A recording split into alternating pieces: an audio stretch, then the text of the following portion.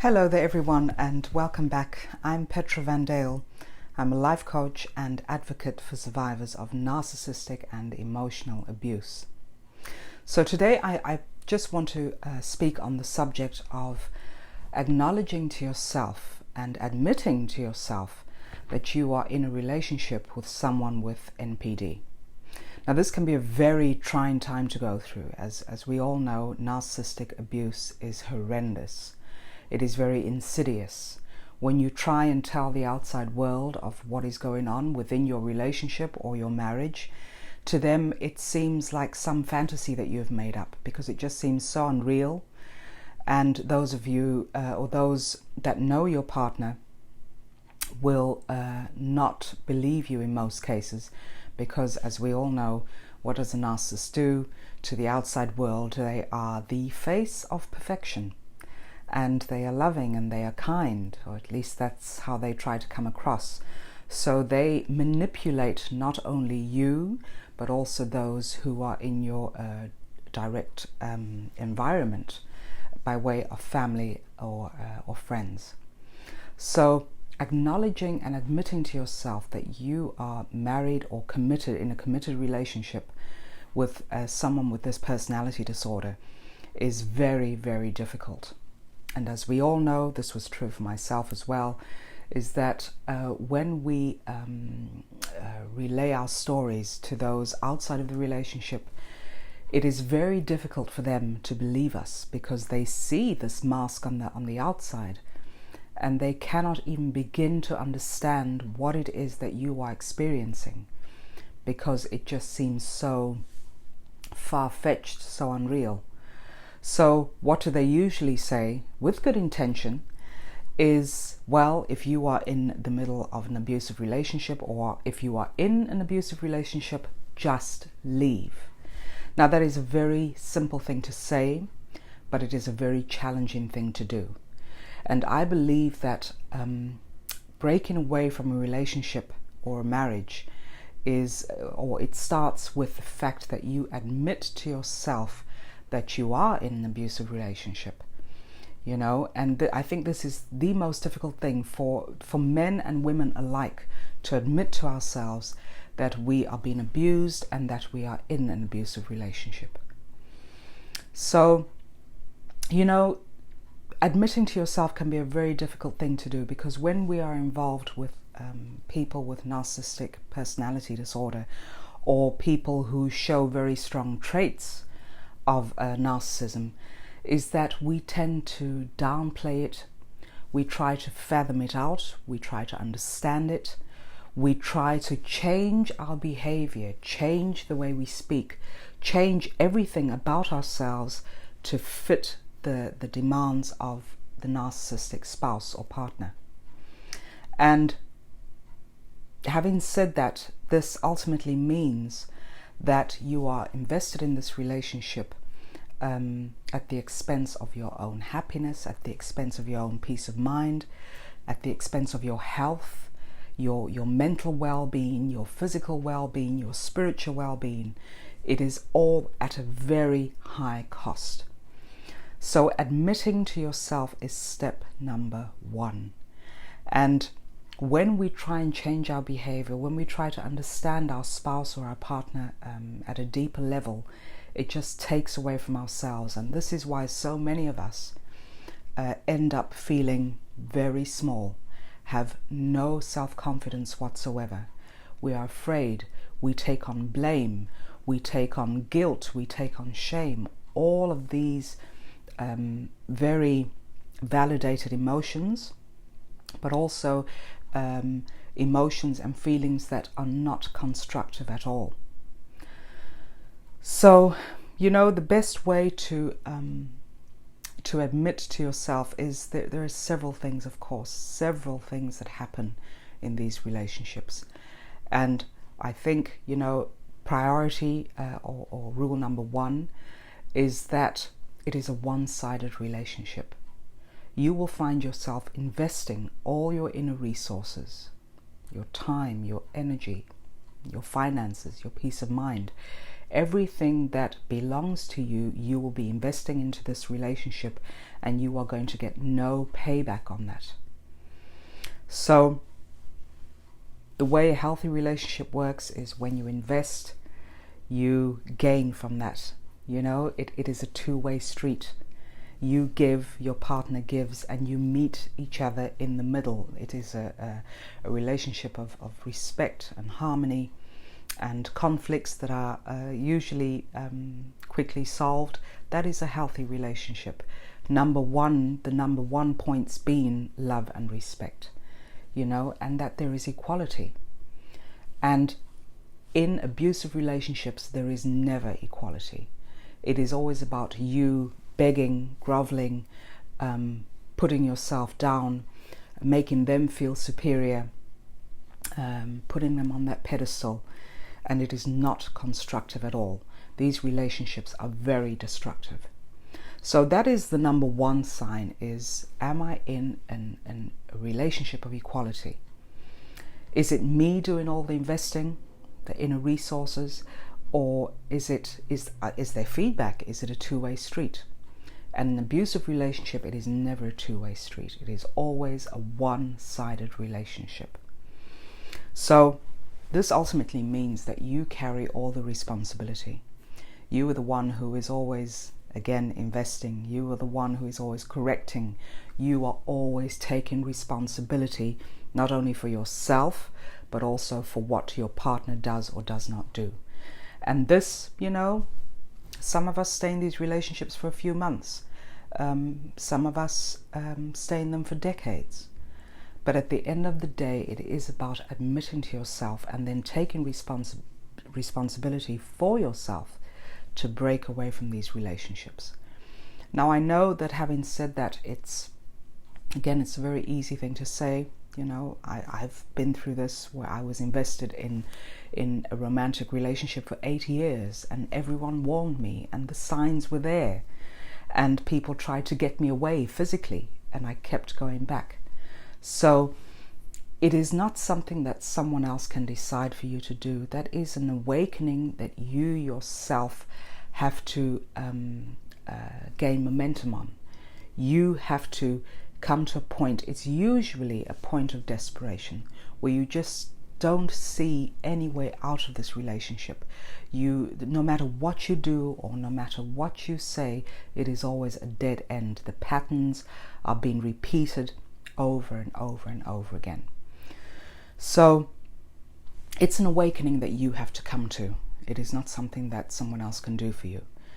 But it is also about being honest with yourself. Stop the dishonesty.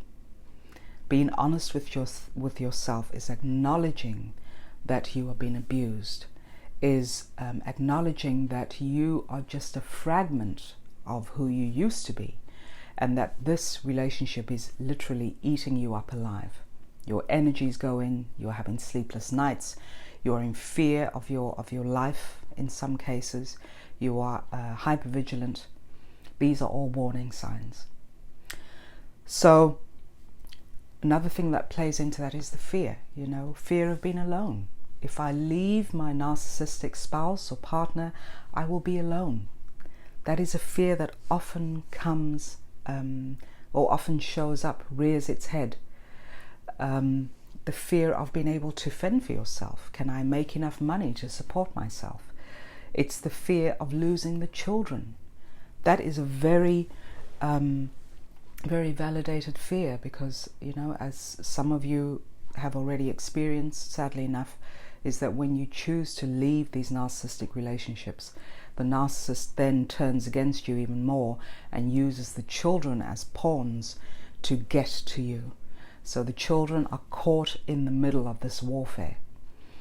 So there is a very great fear there, and this is why so many of you have decided to stay in these relationships, simply because you are in fear of losing your children, or of supporting yourself, or of being alone. It's a very personal fear to everyone. It's a very unique fear, and the thing is that, at the end of the day, it is your life. It is not someone else's life that needs to be controlled. The narcissist uses this tactic of control to keep you in a state of fear, to keep you bonded in this in bondage in these relationships. So admit to yourself, take off that veil of dishonesty and see where that veil is coming from. You know, oftentimes, more times than not, the fact that we are involved with people with NPD is because there have been certain things that have happened in our past. It feels it's something that we can relate to. The abuse that maybe we have been through in growing up as children or in previous relationships. It's abuse that you sadly enough become accustomed to. You don't know any better. You don't have any other point of reference for how a healthy relationship should be. So it's looking to see, where is this fear coming from? How was I raised? Does that have anything to do with the role that I'm now playing in this relationship that I'm currently in? These are all truths that you need to tell yourself and discover for yourself, because the thing that keeps us bound in narcissistic relationships is the fear and the disloyalty to ourselves and the dishonesty towards ourselves as well. So again, admitting to yourself that you have been abused and that you are involved in a relationship that is abusive is a challenge, but it is not an impossible challenge. That is where it starts. That is how you take responsibility. It's not about blame. Please do not blame yourselves for becoming involved with narcissists.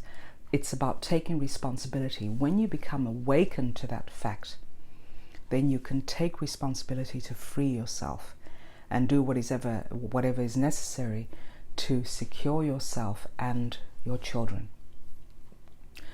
So, I also get that I've said it myself, and very many people here on YouTube who talk on the topic of narcissism usually say, you need to go no contact, block their numbers, block everything. Don't stay in contact with them. Well, that is easier said than done, because sometimes, given whatever situation you are in, sometimes it is not possible to leave that relationship for whatever reason. Can be a very personal reason. So the thing is, if you are not able to leave that relationship yet, then it is very important to take the steps to at least regain and maintain your sanity while you are still making plans to leave the relationship. And number one is to educate yourself on the traits of NPD. What do they look like? What are their behavior patterns? There is so much information on internet, here on YouTube. There is no reason to stay in these relationships because of a lack of education. There is a lot to be learned on internet. So dive into those videos, into the websites, into all the information you can find, and educate yourself, because this is your weapon. When people ask, how can I arm myself against the narcissist? Well, the best armor you can have is educating yourself. So do that. Get your information from wherever you can get it, and apply that information to your current situation. Another important point is to surround yourself with a safety network. It can just be one person, or maybe there's 5 of them, people that you can trust. And I know that oftentimes when you are in these relationships, you are isolated, so that very many people, friends and family, fall away. You are very isolated. You have no one to turn to. So get yourself in a support network. I have a support network that is still growing on Facebook, for example. It's a closed community where you can share your story, you can get the support from other survivors. That is very important. That is how you maintain grounded. When you are doubting yourself, you can go to a group, ask your questions, relay your story, and you are just validated. And this is what keeps you grounded and helps you to grow your trust, the trust that you have within yourself, the trust of seeing things, of your perception of the situation is very important. So a third point to that would be setting healthy boundaries. You need to set boundaries when you are in these relationships. And I know boundaries can be a very difficult thing to do, especially when you have never learnt how to set healthy boundaries, especially when you come from an abusive background as a child. You have never learnt where your boundaries are. So the important thing is to establish what those boundaries look like for you. And once you've established them, then you can set them and then you can reinforce them. So a boundary, just to give a small example, could be if you continue to talk to me, when you're speaking to your narcissistic spouse or partner, you could say, if you continue to speak to me in that tone of voice, in a very degrading tone of voice, then I will choose to leave the room. I will choose to walk away until you have calmed down, and then we can continue our conversation. Of course, this is not for everyone. If you are in a physically abusive relationship as well, then that wouldn't be the greatest thing to say, because then that will just be met with more physical abuse. So given your situation, you can see what is the best way to set boundaries for yourself. Stop feeling guilty about taking time for yourself to recharge. If anything, when we are in these relationships, we never get through the day without feeling absolutely exhausted, emotionally, physically, spiritually, and you need that time to recharge. So again, this is a boundary that you're setting. If that means going away, when your narcissistic spouse is out working, for example, you could use that time to just recharge, leave the house, do something for you, whether it's sitting in the park, whether it's going for a swim, whether it's going to catch a movie, whatever it may be. You need and you are entitled to that time to recharge. This is how you are going to secure yourself and start to build a friendship with yourself again. Trust yourself. That would be another point that I would love to give you, is to trust yourself and your intuition. When you feel that something is not right, you can trust that. And the more you trust, the more confidence is going to be built within yourself. I think another important point is controlling your finances. And I know that this is not always possible, especially when there is financial control with your spouse, is that you will have to account for every single penny you spend. You will have to account for the bills. You have to account for everything when there's financial abuse going on. So you need to think of ways, which are usually ways that are very secretive, especially if there is physical abuse involved. You have to come up with ways to secure your own finances, even if it is €100 or $100 a month. Whatever you can do, try and break open that barrier, because not having finances is of course a huge obstruction, especially when you're wanting to detach from these relationships. So the most important thing is to find a way of making your own money. And even if that needs to be accounted for when you are in these relationships, even if you are working, you will probably need to account for your finances to your spouse. I can just give you my advice on that. When I was with the abusive boyfriend in my past, I lived with him for 8 years. He was very controlling of money. I had to account for everything. So I would work during the day when he was out working, and it was a cleaning job. So I would go and clean during the day, because there was nothing much else I could do at that point in time. We're talking over 25 years ago. I would do cleaning jobs, and even if it was for 2.5, 3 hours a day, that's what I would do. And I would secretly give that money to a friend. She would hold it for me. So this is how I was able to have some money when I left. I mean, I left with a suitcase and very little money when I finally decided to make that choice to leave this abusive relationship. But this is how I would accumulate my money was to give it to a friend whom I trusted. Of course, you cannot give it to everyone. It has to be someone that you completely trust, someone who is not going to blow the whistle on you either. So it's a very sad thing when you have to actually secretly work, when you have to secretly hide your money. But sometimes this is the only way out, and I'm so glad I did, because look at where I am today, you know. So it's making those choices for yourself to do things in secret because you have your eye on your freedom. Again, do it in a way that does not jeopardize your life. You know, if you are in a life-threatening situation, then of course this rule does not apply. Again, it's a very personal thing, and you need to look at your situation and decide what is best for you and what is also safe for you. So I hope that has helped some. Admit to yourself, you know, it's a process. Maybe this is the start. Just by watching this video, it could be your start to admitting to yourself that you are in an abusive relationship. Just know that any healthy relationship is never one-sided, never. And a healthy relationship includes love, includes respect. It does not include being beaten. It does not include being lied to. It does not include threats to your life. That is abuse. You need to understand that. That is abuse. So if you would like to reach out, please know that I do have the support community. I will put the link to the community down below this video.